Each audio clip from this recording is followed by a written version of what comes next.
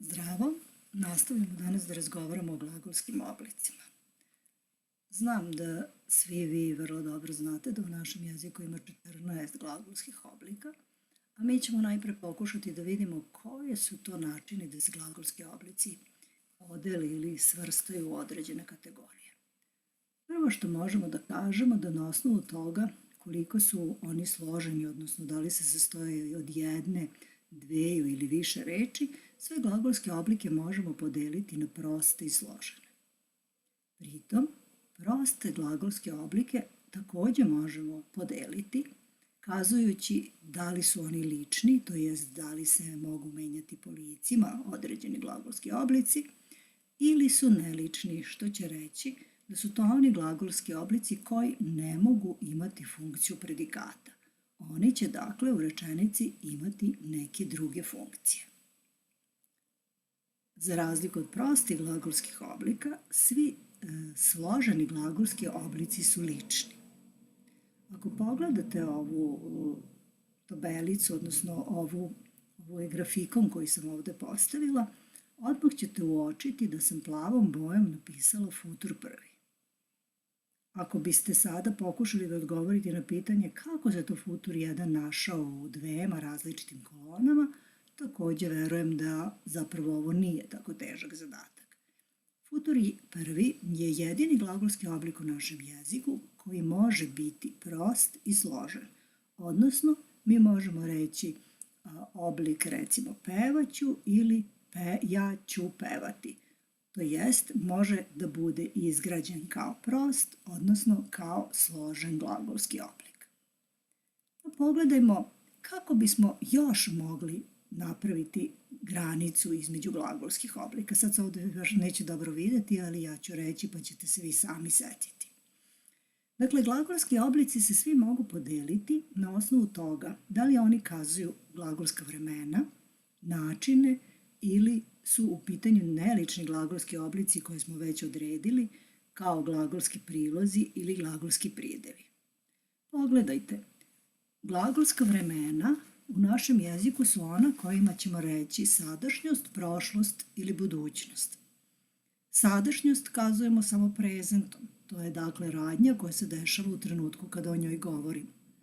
Prošlo vreme se u našem jeziku može iskazati 4 glagolskim oblicima: aoristom, imperfektom, perfektom i pluskvamperfektom.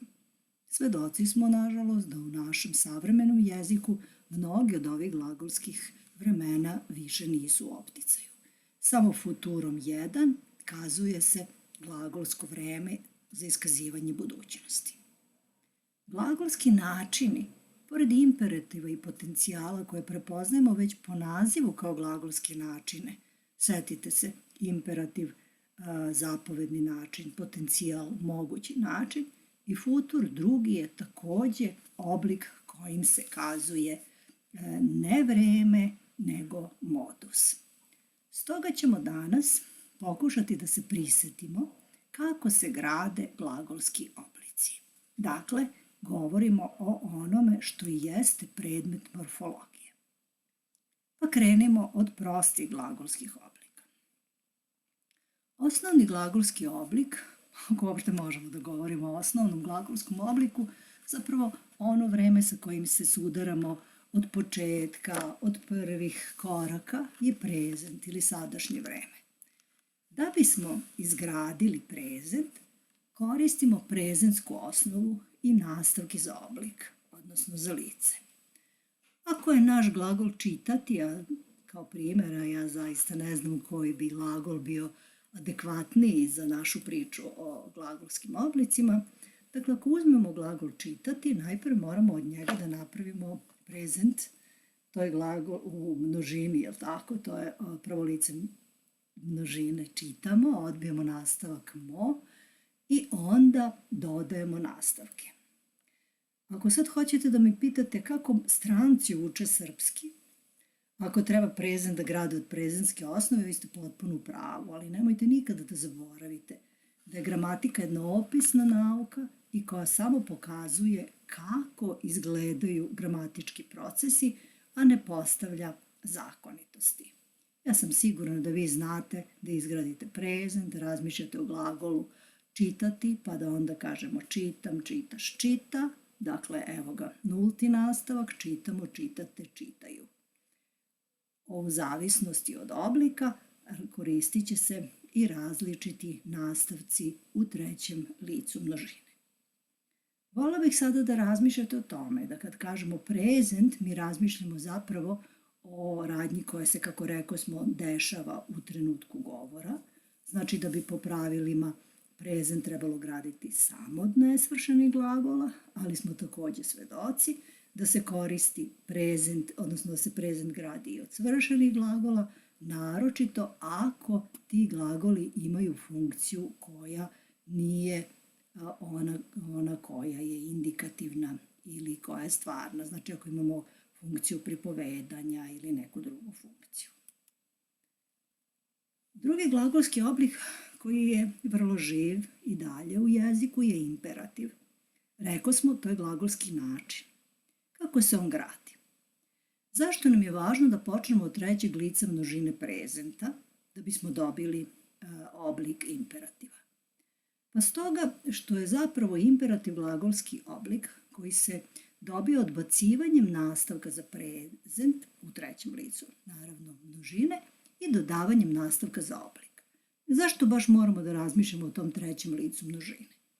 Pa zato što ćemo u trećem licu množine videti da li u tom obliku ima ovog glasa j ili nema. Pa pogledajte, od našeg glagola čitati, oni čitaju, odbije se ju i onda se dodaje, pošto se osnova završava na samoglasnik, j. Čitaj, čitajmo, čitajte.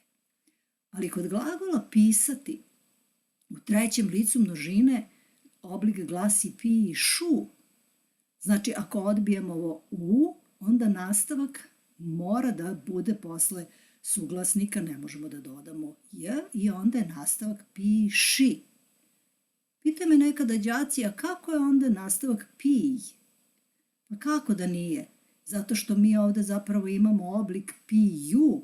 Ovo j je deo osnove, nije znači pi osnova, nego pij.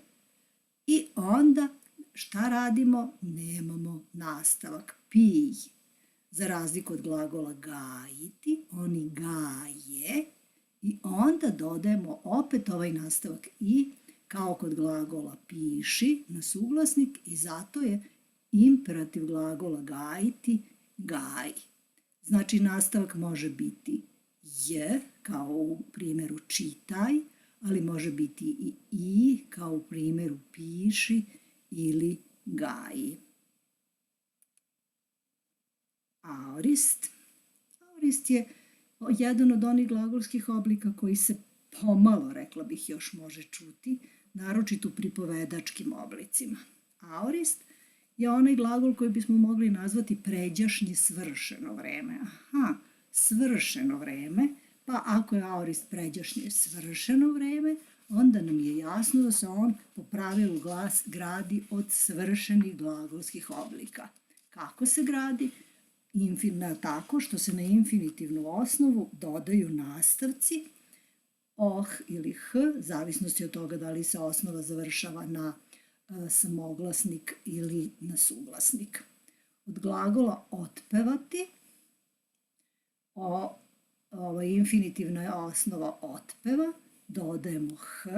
Od našeg glagola čitati, zapravo bi bilo pročitati, pročita, nastavak dodajemo h. Od glagola doći, evo ga sada, infinitivna osnova je doć, to je u stvari ona aoristna osnova i evo opet one priče da se aorist gradi od aoristne osnove kod glagola koji se završavaju na ći. Mislim da mi kao govornici srpskog jezika imamo tu prednost pa da možemo to da čujemo i da prepoznamo, ali nemojte se zavaravati, razmišljajte o osnovama i gradite ove glagolske oblike kako bi i valjalo. Razmišljajte o tome da je u pitanju dakle ponajčešće glagolski oblik koji je svršen, ali ne mora da bude ako je u pitanju onaj glagolski oblik koji prepoznajemo kao pripovedački. Evo ga i imperfekat. Imperfekat je Kao što znamo, takođe glagolski oblik kojim se iskazuje prošlost, ali je to glagolski oblik koji bi mogao da se označi kao pređašnje nesvršeno vreme. Ono što znamo je da se imperfekat gradi isključivo od nesvršenih glagola. Znači, nećemo ući u onu zamku, nego ćemo uvek prepoznati da je imperfekat glagolski oblik koji se gradi od nesvršenih glagola. On se gradi od infinitivne ili, kaže, okrnjene prezentske osnove plus nastavci za oblik. Ja sam vam ovde kao oblike za infinitiv, odnosno one nastavke koji se dodaju na infinitivnu osnovu, iskucala sam ih crveno. To su oni glagoli koji se zapravo završavaju na ati, kao čitati ili pisati. Onda će infinitivna osnova da se gradi tako što ćemo odbiti nastavke za oblik, znači ti, i onda infinitivna osnova, odnosno onda infinitivna osnova glasi čita ili pisa i dodajemo ah. Zato je ovo dugo ah. Čitah, pisah.